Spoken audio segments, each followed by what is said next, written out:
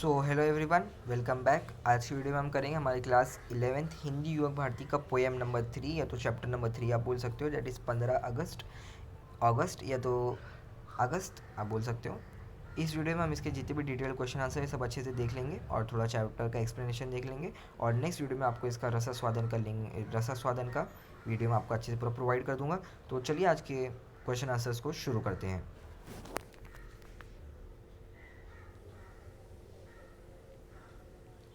सबसे पहला क्वेश्चन आपके लिए, संकल्पना स्पष्ट कीजिए। मतलब आपको एक लाइन दी रहेगी और आपको बताने का कि पोएट उससे क्या कहना चाहता है, तो उसके पीछे का आइडिया क्या है पोएट का।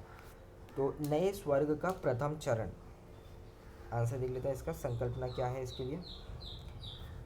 स्वर्ग का अर्थ वह स्थान जहाँ बहुत सुख मिले और किसी प्रकार का कष्ट न हो। हमें अभी अभी स्वतंत्रता मिली है। कवि इस स्वतंत्रता की स्वर्ग से तुलना करते हुए कहते हैं कि वो यह स्वतंत्रता का आरंभिक काल है, मतलब स्टार्ट हुआ है। आरंभ मतलब स्टार्ट होना। इसे हमें इस स्वतंत्रता के को स्वर्ग के समान बनाना है, जिसमें सुख, समृद्धि और लोगों में भाईचारे की भावना हो। इस पंक्ति से कवि ने इसी और संकेत दिया है। मतलब ये पोएम कब लिखी गई थी? जब हमें इंडिपेंडेंस मिला था उस टाइम पे ये पोएम लिखी गई थी, तो वो उससे रिलेटेड है संकल्पना भी। विषम श्रृंखलाएं, इसे देखते हैं क्या है संकल्पना। गुलामी के समय हमारा समाज अमीर गरीब, ऊंच नीच तथा जाति पाति की जंजीरों से जकड़ा हुआ था। देश में असमानताएं व्यापक थी। आज़ादी मिलने के बाद ये बंदिशें टूट गई है।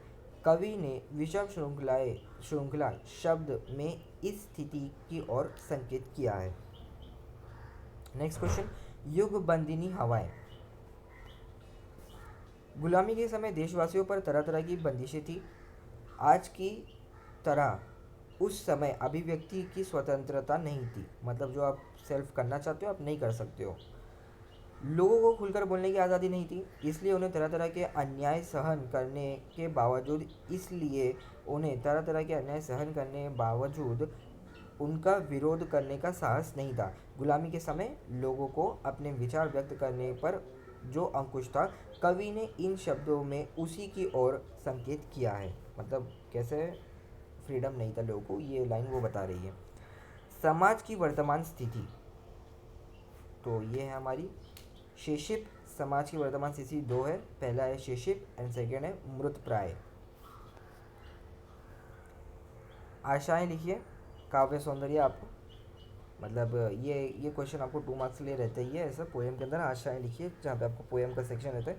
तो ऊंची हुई मशाल हमारी डॉट डॉट डॉट डॉट हमारा घर है। मतलब ये लाइन दी हुई है और इसे आपको बताने की आशा क्या हमें प्रोवाइड हो रही है।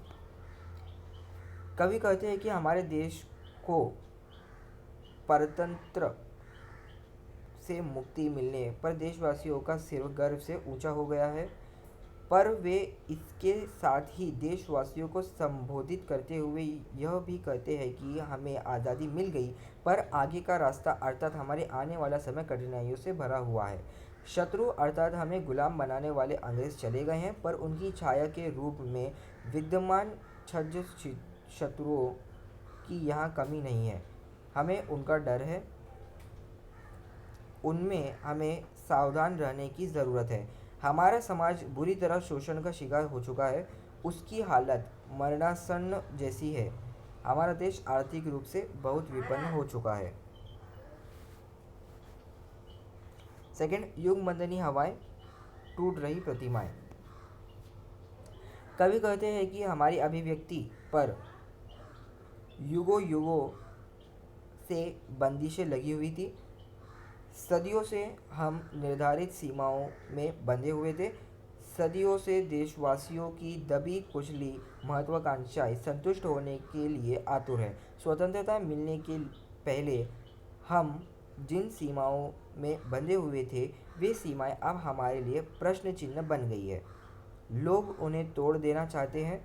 वे कहते हैं कि हमारे समाज में प्रचलित प्राचीन मान्यता अब टूट रही है। मतलब पहले जो सुपरस्टिशन आप बोल सकते हो, बुरी चीज़ें थी, अब लोग उसको थोड़ा एडुकेटेड होने के बाद उस सबको हटाना चाहते हैं। नेक्स्ट पॉइंट अभिव्यक्ति आपके लिए, देश की रक्षा मेरा कर्तव्य, इस पर अपना मत स्पष्ट कीजिए।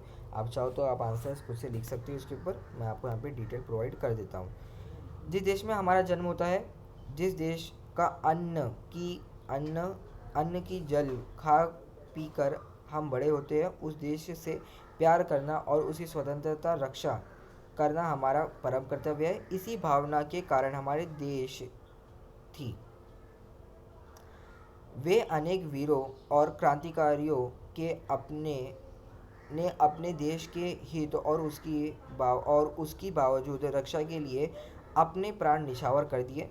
समाज जो देश हमें सम्मान के साथ जीने और सुख सुविधा के साथ कभी रहने का अधिकार देता है, उसकी हर तरह से हमें रक्षा करनी चाहिए। हमारे देश में तरह तरह की समस्याएं हैं। समाज विरोधी तत्व देश में अवस्था फैलाने का काम कर रहे हैं। धर्म के नाम पर जगह जगह दंगा फसाद होते हैं। आतंकवाद से सारा देश त्रस्त है। मोर्चा आंदोलनों में राष्ट्र की संपत्ति बर्बाद हो की जाती है। भ्रष्टाचार चरम चरम सीमा पर है। इन सब के प्रति हमारा भी कुछ कर्तव्य है। जहाँ तक हो सके हमें अपने स्तर पर इन बुराइयों से निपटने की कोशिश करनी चाहिए। लोगों में देश प्रेम की भावना जगानी चाहिए और लोगों से देशहित के कार्यों में सहयोग देने की अपील करनी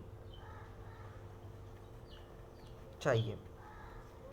लोगों में देश प्रेम की भावना जगानी चाहिए और लोगों से देशहित के कार्यों में सहयोग करने की अपील करनी चाहिए।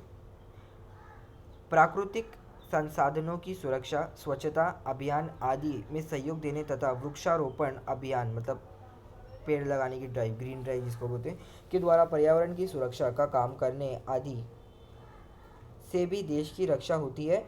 इन कार्यों में सहयोग देना हर देशवासी का कर्तव्य होता है।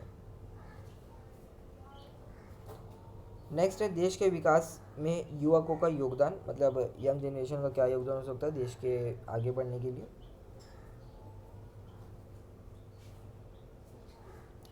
किसी भी देश के विकास का दारोमदार उसकी युवा शक्ति पर आधारित होता है। वे देश के विकास में महत्वपूर्ण भूमिका निभाते हैं। किसी भी कार्य को करने के लिए शारीरिक अथवा मानसिक श्रम की आवश्यकता होती है।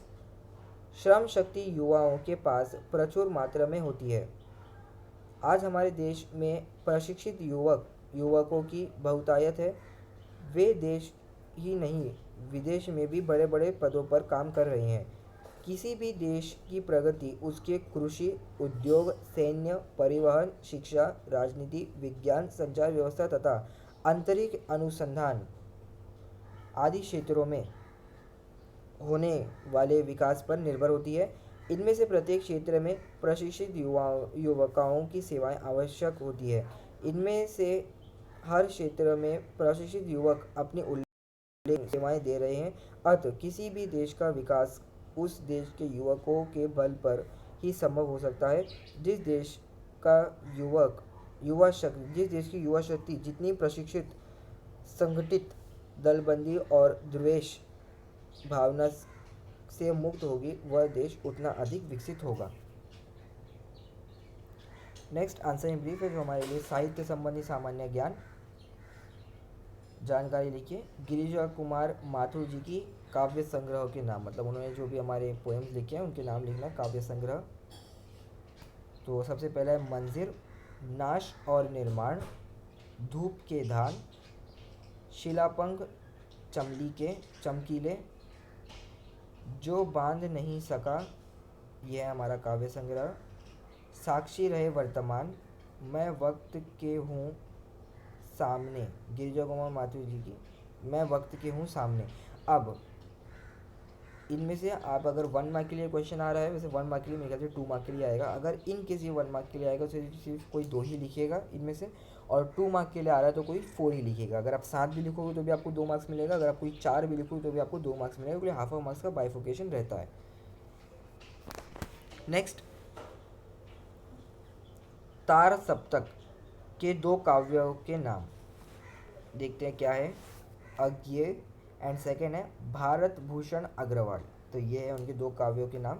So that's it guys. इसी के साथ ये जो आपकी पोएम थी, या तो चैप्टर नंबर 3 आप बोल सकते हो, 15 अगस्त बाई गिरिजा कुमार माथुर, इस वीडियो में मैंने आपके इसके डिटेल क्वेश्चन आंसर्स पूरे करवा दिया हूँ। इसके नेक्स्ट वीडियो में मैं आपको इसका रसास्वादन भी प्रोवाइड कर दूंगा।